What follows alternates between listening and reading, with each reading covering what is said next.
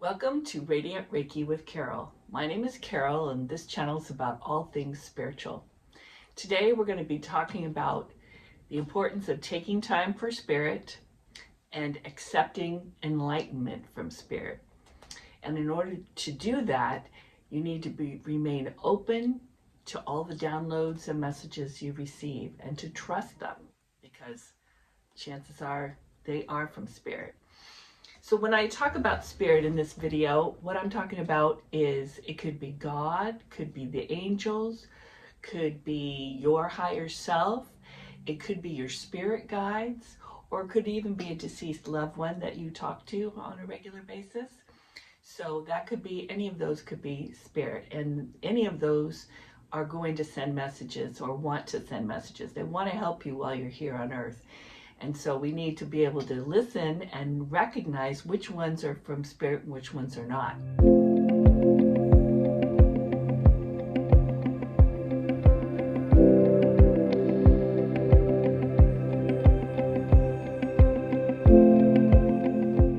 So you have to be in the right mode to receive. I've talked about this in a previous video about guidance from your spirit, in the previous video.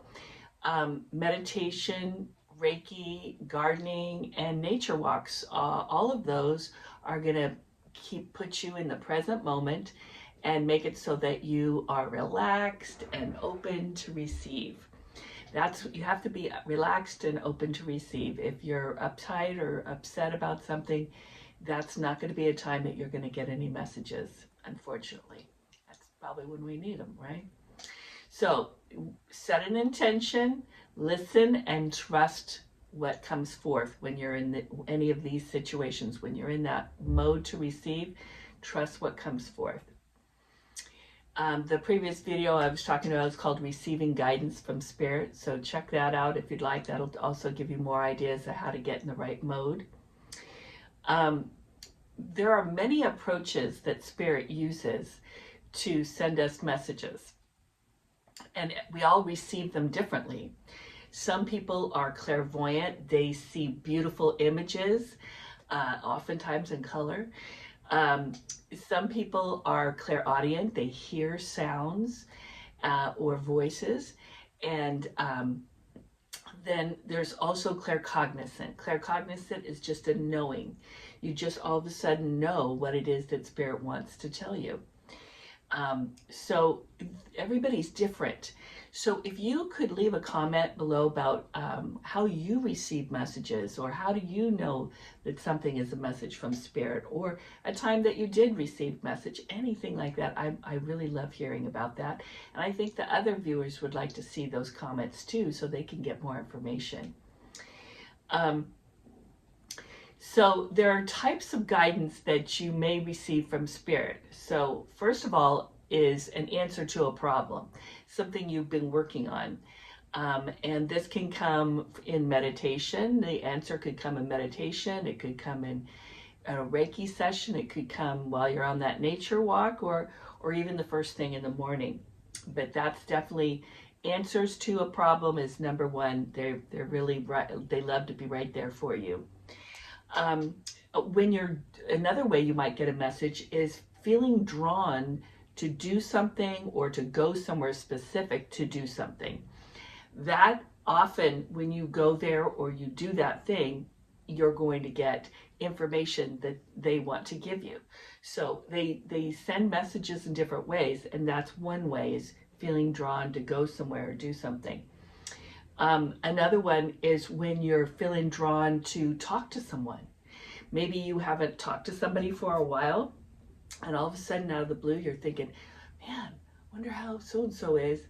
Once you call them or talk to them, you'll probably find out why you're supposed to call them. I'm pretty sure you're gonna get some information from that. Another way is they might show you an animal in your meditation, or if you're in a Reiki session or on that nature walk. Well, probably not on the nature walk, only when you've got your eyes closed in some kind of meditation, could be in a dream. Then sometimes they'll show you an animal, And that animal could be a message for you. So you can Google what is the spiritual meaning of that animal, whatever animal you happen to see. It could be an animal that you used to have, like a dog or a cat or something.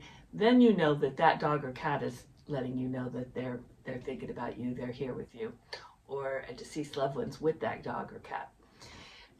But if it's another kind of animal, a wild animal, like for example, I get lions a lot when I'm meditating.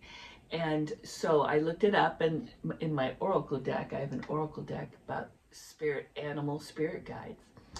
And it says that it stands for serving from the heart and knowing your self-worth. And that's so cool, because that's what I've been working on all this years, is knowing my self-worth. So they're like recognizing that, right? Another animal I've gotten is an owl. And that's that the owl is about trusting your intuition. And then I got a crow one time, and that's like that's saying, yay, you're manifesting your desires. It's like something to crow about, you know. So look it up if you see any kind of animal in your meditation or in a Reiki session or something. Check it out, or in a dream. Another way that you might get a message is you might see a face. So this could be the face of if it's a face of a loved one that's passed, well, then that's them saying, hey, I'm here, I'm with you, I'm trying to help, I'm helping you on your path, I love you, you know, that's cool. So that, just take that in, that's lovely. But if it's a face you don't know, if they look at you with like a lot of love, and you feel emotion when you see their face with showing you all the love, then that's probably a spirit guide, somebody from the other side that's there to help you. It's kind of emotional when you get that one, or even a deceased loved one can make you emotional too, though. Or if it's a face you don't know, it could be someone you're going to meet and that's going to be important in your life in some way.